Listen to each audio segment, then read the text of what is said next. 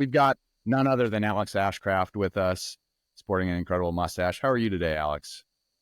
I'm doing well, fellas. Hope you are, and everyone who's watching this later, hope you are as well. Let's go. The myth, the kettlebell legend, Mr. Alex Ashcraft. I don't know about all that, but thank you for the kind words. Tell us about yourself, Alex. Where do you live? Where are you at? Yeah, What's your life like? currently in my office. I live in Raleigh, North Carolina. So beautiful fall day here.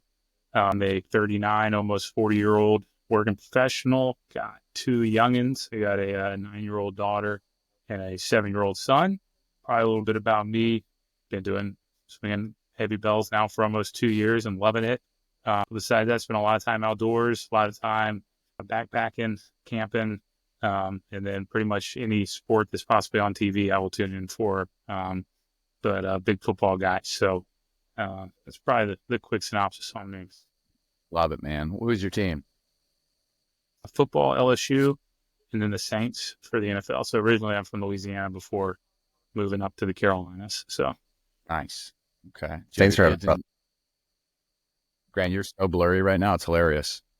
Saints are having a rough couple weeks. Yeah, the Saints we're not very good at all. So okay. So you got a 9-year-old, you got a 7-year-old. You've been in KT for about 2 years now. Yeah, it'll be 2 years this January. 2 years. So if it's cool with you, I'd love to hear a little bit about before you joined KT. What was your health and fitness like? Where were you at before joining KT? I was probably one of those guys who like yo-yoed a ton, grew up playing a ton of sports, stayed really active. I've had a number of injuries, over the years, had a couple knee surgeries, and right before KT, as you guys have mentioned, had a shoulder operation. But right before KT, wasn't at my best. I would say about 18 months before was probably skinny fat. Was like, hey, I tore up this shoulder and waited like 6 years to get surgery. I was just getting cortisone shots like quarterly until the doctor said no more. Because my wife was like, we're not going one arm with two little kids. Like, you're gonna have to just wait this thing out. So I was like, oh, I'll run. So I got into running, ended up doing a half marathon and like just kind of doing that. But I got no cartilage in one of my knees. So running wasn't highly sustainable for me, but felt like I always knew the path ish to kind of get back in shape. Like I said, I grew up in the weight room, lifting a lot of weights, but really hardest thing was being a working guy, busy guy, wasn't dialed in on the diet at all. 100% was not, realizing that you kind of lift to build muscle and diet to show muscle more or less, and it was just kind of, hey, I'm working out, I'll be okay, but definitely wasn't eating the way I do now and the way I kind of started with in KT. And every time I'd start something, it would be one of those, you get about 2 weeks momentum and fall off. I mean, all the stuff that Grant talks about, was just when I first started following, I was like, well, this is, me, front to back of a book, walking in, picking up some dumbbells in the gym, doing a couple things I used to like, and then wondering, what else do I want to do today? And not just kind of having that path to follow. So I was probably a little heavier than I wanted to be, or definitely was heavier than I wanted to be right before KT started, because I was coming off that shoulder surgery and I had tried to drop a bunch of weight beforehand, going like, all right, I know I want to be pretty inactive for a little bit. But then, of course, I put it back on. And this has just been, everything I thought it would be and some more, as far as giving me a lifestyle to kind of live the other lifestyle that I want. Yeah, specifically, do you remember exactly kind of where you were? Because I think it's interesting because there's so many guys out there who are looking for a solution, right? So can you kind of plainly state like kind of where you were exactly and when you were looking for solutions, what was the specific results that you wanted to get when you were trying to find something that was going to work for you? Yeah, so when I was trying to find something like that, like I said, I had done a lot of cardio. I was probably at the current time, my wife had bought a Peloton and I grabbed a pair of shoes and tried it for a little bit. And I was like, this is okay, but it wasn't 100% me. I wanted to increase my range of motion. Like I was just thinking, like I had the shoulder, I still have a bad knee, but it's gotten a lot stronger. But like getting down on the floor with the kids, I was like, I'm way too young to like not feel good, just like wrestling around with my kids. I wanted to feel strong again, like I used to, and be able to like lift heavy stuff. And the other thing I was really looking at as I was assessing things was what is going to give me like functional strength. I don't need to be doing back squats and bench presses anymore. That's not really what I was looking for. I wasn't looking for like the bro set as much as something that was going to be functional and sustainable. So that was really where I was at as far as in my fitness journey. I wasn't lifting at the time. I was, coming off the shoulder. I was walking in the evening and I could put pressure on it. So like, ride the Peloton and stuff like that, but wasn't at a point where I was lifting weights at all. Alex, in terms of the impact, I mean, you kind of talked a little bit about the impact it had for you, for instance, knee bugging you, trying to get down on the ground. How do you feel like it impacted your family or the other people around you that you were not able to be functional like you wanted to be? I would try to not let it mitigate them as much as probably my mood, more. I don't know if I physically let it limit me at all. I would still try to do the stuff, but I definitely know I was probably less patient and shorter tempered because I was frustrated with myself, right? So it was probably like a mental health flowing out to them as far as some of those frustrations more than the physical limitations. I'd still get out in the driveway and shoot hoops with my daughter and do different stuff, but the next day when I'm knee swollen and I'm sore, I was probably not in the best headspace. Right. Yeah, that's interesting talking about how it flows out, right? It's like if we're frustrated with our own shape, whether that's physical or business or anything, it definitely, I know for me, it flows to the people around me for sure. Oh yeah. Yeah. So I'm curious, we're skipping ahead a little bit, but just because you just brought it up, talking about playing basketball in the driveway with your daughter, do you think your daughter sees you differently now after making such a drastic transformation and really taking control of your health? Like, do you think she notices that and sees what dad has done? I did. My kids definitely do. I think I posted a picture in the group chat a couple weeks ago. Like I keep a whiteboard and they go in and like kind of write on the whiteboards in the morning, like have a good workout, just laugh about stuff. I took a page out of Grant's playbook and I do get ups holding both of them. So she's 82 pounds and she's shocked that I can like kind of wrap around my arm. But they noticed my little guy. Well, one day he tried to pick up a bell and I was like, stop, you're going to hurt yourself. And he's like, you can do it. So they 100%. I work out. You guys kind of mention it a lot sometimes when you talked about my journey is like I'm surrounded by toys. I'm in their playroom. I just get up. The only way for me to get it done is to get after it early in the morning. So they'll normally start coming down and they know they'll kind of like count and they'll like, okay, that was 10 swings. Like he's going to take a rest. I can run behind him and get over to the couch real quick. So the family's been That's a part amazing. of the journey. The family's been a part of the journey. The Bells go on vacations. The Bells go to the beach. They go to my in-laws. They know dad's up and working out every morning. So, and I definitely love that as I hope I'm, kind of setting the right example. Same with eating, they know like, hey, we got to get our protein in. Like, we talked about all this stuff now. So it's a family affair for sure. That's amazing. We've heard that a lot from other guys too. Number one, just the working out in front of your kids, but then number two, the kids being so aware of the protein aspect. Like guys going to the grocery store and their kids looking at everything like, how many grams of protein does this thing have? Right. Yeah.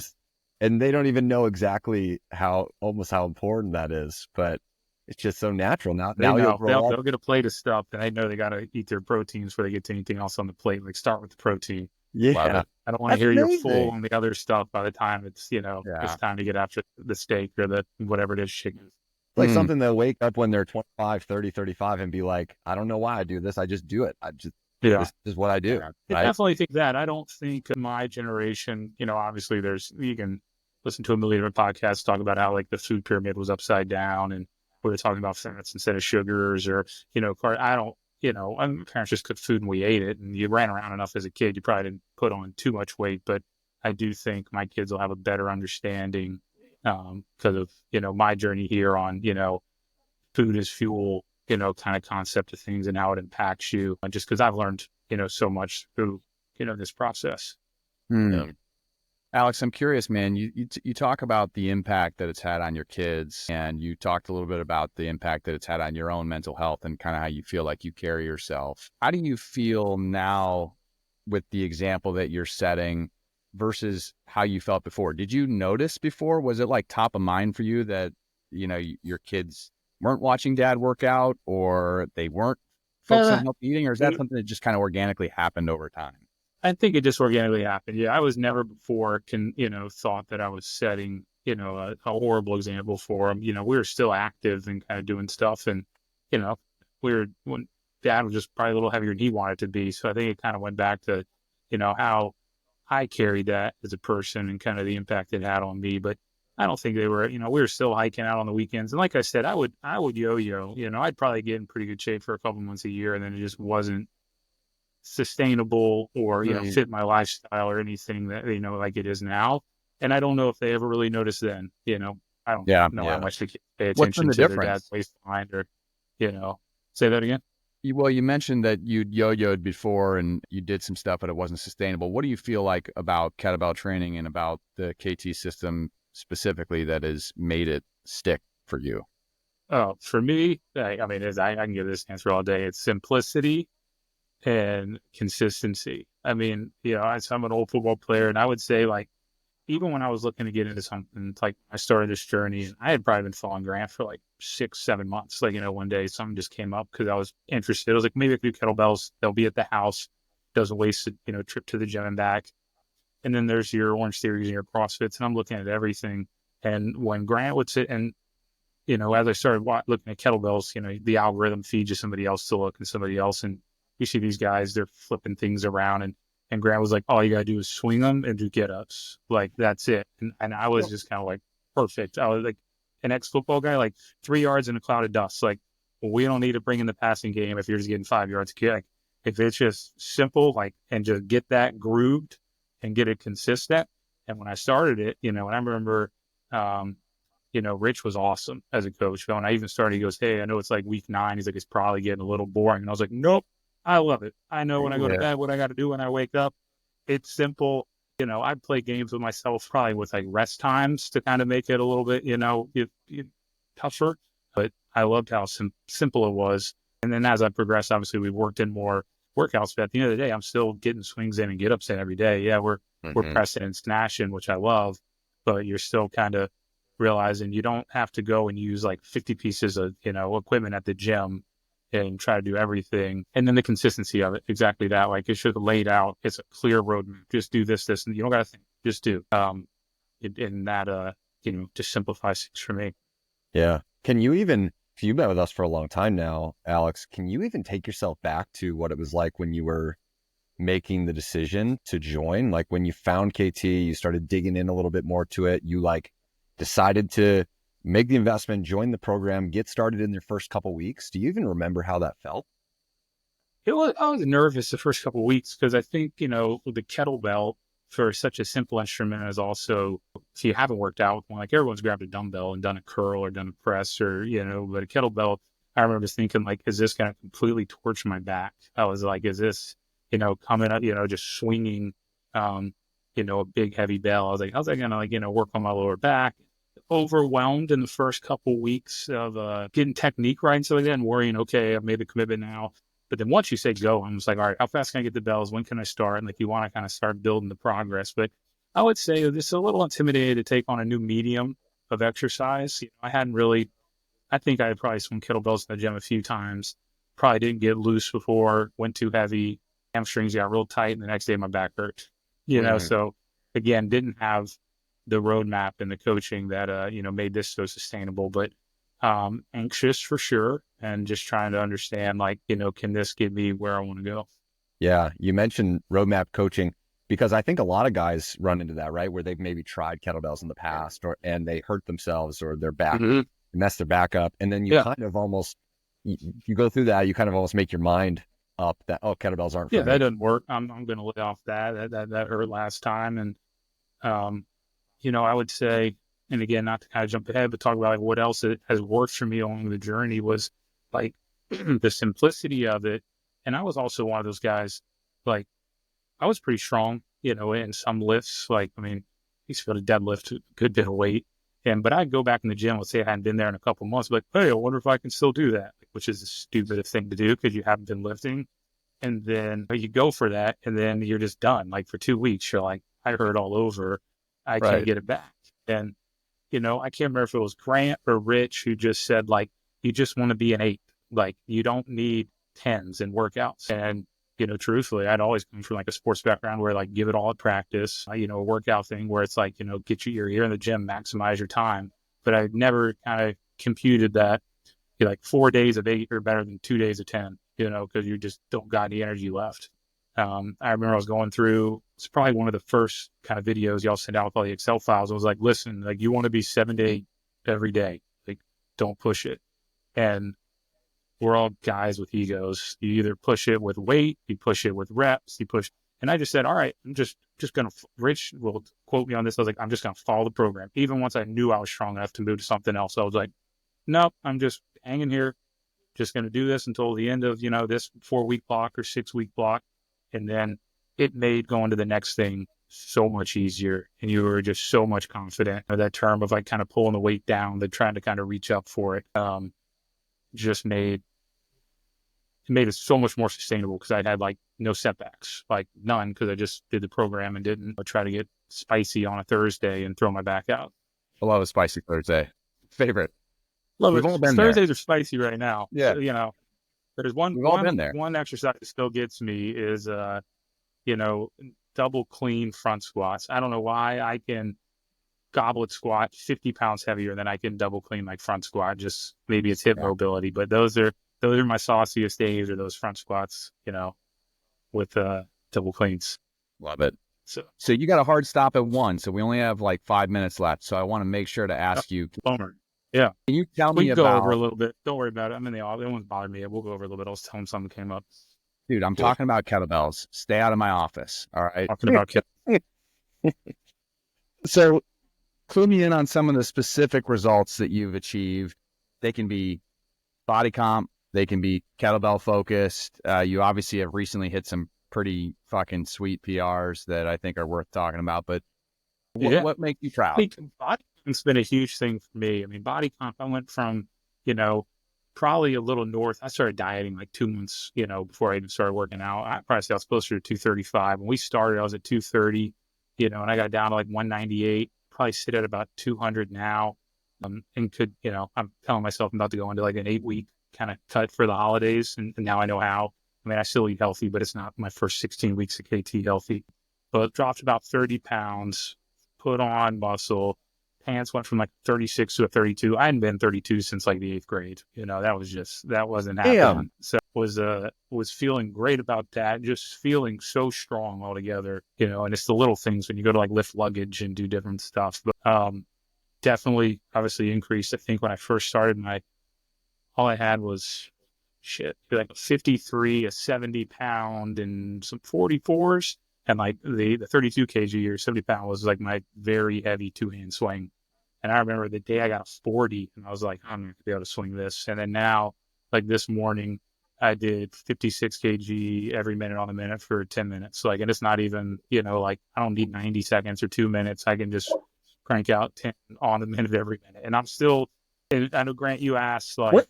do you remember when it started? And I'm like, I don't. I just kind of woke up and now like it's been such a like it probably sounds like meteoric, like it went quick, but to me, like when you're just in it 4 days a week and you don't miss it, it feels like it took a while. But it's just been kind of just slow and steady. And then my very heavy was probably at 32 kg get up, and now 48 kg doubles aren't tough. I like doing them. They're probably like my favorite right now. Like from a weight and reps, like a 48 double just feels strong and hard. And even the day I got under the 56, like it wasn't like trying to max out on bench, where like you're shaking, you're trying to get it out. Like it went up, it was heavy. I 100% was like, I'm gonna have to, stabilize more than usual, and then kind of got back down and felt great. So big jumps, and all that. I mean, you guys have made me very strong. Much appreciated. And Rich, obviously Rich isn't here, but shout out to Rich. Huge, man. Wow. You did 10 swings every minute for 10 minutes with a 56 kg. You fucking bitch. Yeah, that one felt good. I was just like, hey, let's just hit. And that's kind of where I think I've tried to like push myself, is less rest on certain things. Love that. So without going up in weight. That's just insane. If anyone listening to this, if you've never done 10 swings on the minute, it's hard enough with 50 to 70 pound bell. And Alex here is saying he did it with a 125 pound bell. That's just crazy. And you said you started, so lost 30 pounds in your first 16 weeks. You've now maintained that for a very long time. 2 years. Yeah. You went from swinging, like when you started, you were swinging like 50 to 70 pound bells, Yeah, like I think I was swinging a 53 pound and a 70 pound, doing get ups and with the doing 30, get ups to like a 53, and three. yeah, Right. not my, that was like my heavy, yeah. Wow. Yeah, it's great. So it's been yeah, it's been awesome. I mean, the program, you can't, if I've said it, I wrote it in text, and I'm probably not the most vocal guy in the whole group, but like I put it in text, like if you just follow the steps, you can't not get strong. If you just show up on your Monday, and I know like things come up with work, so maybe your Monday becomes your Tuesday. You know, I wasn't a super big planner, so like I wasn't doing meal prep. I do that now. I would never kind of think out my whole workout. I'll look at my work schedule for the week, and my work schedules be based around my workouts. Like if I know I'm traveling, I'll start on Sunday. If I know I'm going to have, if I'm traveling on the road, my bells are with me. I have been a 5 a.m., parking deck kettlebell guy for 2 years now, with people, Massive. looking and probably wondering, what is this guy doing? But if you follow the steps and you just hit the workout, you don't try to reach, too far ahead and, see if I can do this. And you just take it day by day. You can't knock it strong as hell. Alex, so you said you were always an active guy. You said you were a runner, you were a football guy. So you'd worked out in the past. Yeah. And there's people listening to this obviously hear the differences in weights, right? You're stronger, right? How do you feel like doing training the way that you do now, and the progression that you've gone through, and now the style of training that you do now compared to like working out you did 10 years ago? Are you able to articulate if you feel different? Yeah. So I feel way better than I ever did when I was, kind of just traditional lifting in the gym. I'll just kind of say traditional free weights. I'll give you an example of one way. So my house is under a big renovation right now. And so it's all tore up. And fortunate enough, we know the people who bought the house next door to us hadn't moved in yet. They're probably going to renovate that one.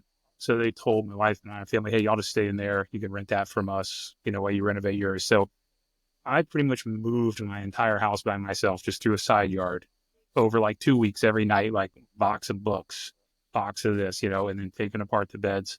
And I had two buddies and one of my brothers come over to help one day. And we had probably been going hard for like 4 hours. I noticed like everyone was just like dogging it. And I was just like snatching boxes of like cookbooks off the ground that were like 100 pounds and just walking through the yard. I'm like, what is up with you guys? And I realized it's like, oh, I'm just like in ridiculously good shape right now. Like I may not be sub 5% body fat or like anything nutty like that, but like I'm strong.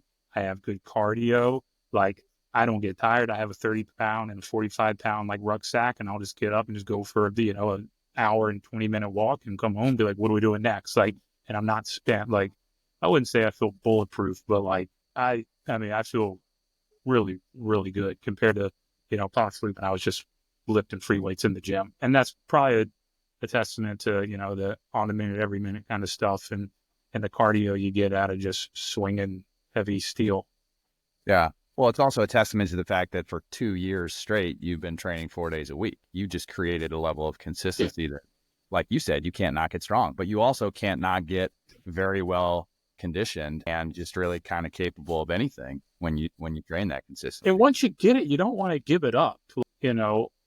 My day is jacked up if I don't get a workout in the morning now. If I'm giving it for a week, like it is my stress relief from work. It gets everything I got going the right way. And I remember reaching out to Rich like a year in. I was like, is there more after this? So I was like, I need like, I'm going to do this for the rest of my life. So like I need, even if there wasn't as much, because I know y'all are building it out as it goes and there's new, modules. And I'm like, how are we good for like the next 5 years? Like, how long can I keep doing this? Because like, oh yeah, I got the bug. Like, this is what I got to do. And the thing is, even though I know how to do all the exercises now, I still love that it just laid out. But it doesn't matter how strong I am. I still get up and like, here's your workout for the day. Like, here's what you got to do. Like, I still lean on the simplicity and the consistency of the program 2 years in. It's not just, I learned how to do kettlebells for 16 weeks and then, which some guys might do, and that's great. Like, it might be a reset button for you. But for the guys who I would say are early on or even at the end, like it only gets better like the longer you do it. And I realize that now. I poke Ant all the time when he posts like a triple 56 kg get up, and I'm like that's insane. He's like, just Yeah. keep doing what you're doing. In a couple years, you'll kind of be there. And I'm like, it used to be like, that's crazy to think, but I would have thought doing a 56, 8 months ago was pretty crazy. So, it's kind of fun how like your goals and what you're jockeying to accomplish can kind of change. But I'm a lifer. I mean, I'll swing bells as long as I can, which I think will be a long time because it's sustainable. Love it. That's hot, man. Okay, let's do a quick rapid fire and then we'll let you go since we're 4 minutes over. Rapid fire questions Cool. coming at you, okay? If you could only do All right. one kettlebell exercise for the rest of your life, which would it be? Snatches. Ooh. 30 seconds to elaborate. Why? I just kind of like the explosiveness of the motion. It'd probably be that or get ups. I love get ups, but I have one knee that just bothers me. So I love snatches. I just like the explosion of, just kind of a full force. I think I'd probably agree with you. Grant, All right. I'm not asking you, I'm asking Alex. This is his rapid fire. Alex, second Second one. question. Second question. What's your favorite kettlebell weight? Right now, 40 kg. That's Love 88 it. pounds, right? Yeah. Yeah. Because I snatched it last week, so that's my new favorite. I can do everything with it now. All the things I can do with I that can do belt. everything. I can just put it in the car and go. Last one. What's the achievement that you're the most proud of since starting this journey? Keeping the weight off for almost 2 years. So just getting strong and all that stuff's great. And, it's kind of something to, send a video to one of your buddies, but check this out, but just how I feel, and being able to keep it off and knowing that I did that, I stayed consistent, which kind of be that. I sort of simplifying the word discipline, the discipline I built through, almost 2 years of doing this. Love Man. that. It's awesome. Last question. Do you have another one, Seamus? No, that was it. You asked the last. You know what it is. Last question, Alex. For someone who is in your shoes where you were 3 years ago, 4 years ago, what would you say to that person who's watching this right now, feels like they're looking for a solution, and what would you say to them to help them take the next step? I would say go all in. I've said that a lot. You got to just commit and go all in. I know that not only the workout can probably be or seem like it's daunting or different. I know the financial commitment is, a serious one, but all the other stuff in your life that like you're looking around you that you think's going to kind of make you happy starts with like yourself. So if you can get yourself right, all the other stuff just kind of falls into place. I can't tell you how many times, you go out and you buy a new shirt, pants, and then you put on, you're like, man, I don't like the way it looks. It's not the shirt and the pants, it's the body it's on. Like everything kind of starts with yourself. It's your health, and you can't not invest in your health. It's the number one thing you should invest in. You got one body, you got to use it the rest of your life. Go all in. That's it, man. It's huge. I wish every guy who doesn't have what you now have could listen to that and realize the truth of that statement. It's hard until you actually do it yourself. It's a big thing. I mean, I remember telling my wife, I was like, hey, I'm going to spend this money on that. But I was like, anything else you normally used to see me spending money on, I'm not spending money on. I was like, I'm not going to go out boozing because I'm doing the diet, because I'm going to be dieting.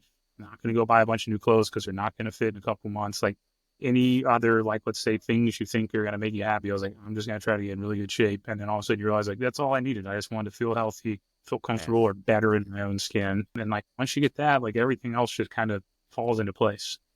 Was It's not your wife perfect. supportive? Listen, I got a 9 and a 7-year-old. Life ain't perfect. I mean, things still happen, but like your perspective changes on like what you can control. Was your wife on board, or was she like, no, you're just going to waste a bunch of money? Or she was all about it. She knew like, so you get into it, you're going to be, into it. I got one of those personalities, and she would call me a serial hobbyist. I'll always like look at doing something and get into it for a little bit, and something else, I'll get into it. But it's normally because you don't have coaches or leaders and they can kind of show you how to progress. So, I know this has been all about me, but like just kudos to you guys. Y'all built an awesome community. That's a huge motivating factor if a guy's looking to get in. Like when you wake up every day and you see some guy, it doesn't matter if he's week 2 or week 3 or been doing it 2 years like me, he's getting his check. You're like, I got to get my check. I know, Sean, sometimes you're like, hey, Alex got his check. I got to get my check. And that like virtual locker room that we have is a huge part of this. You kind of you feel a lot of good pressure to kind of, hold up your end of the bargain on what your commitment was. You guys built something really special. Thanks, Alex. We appreciate that. Truly. Yeah.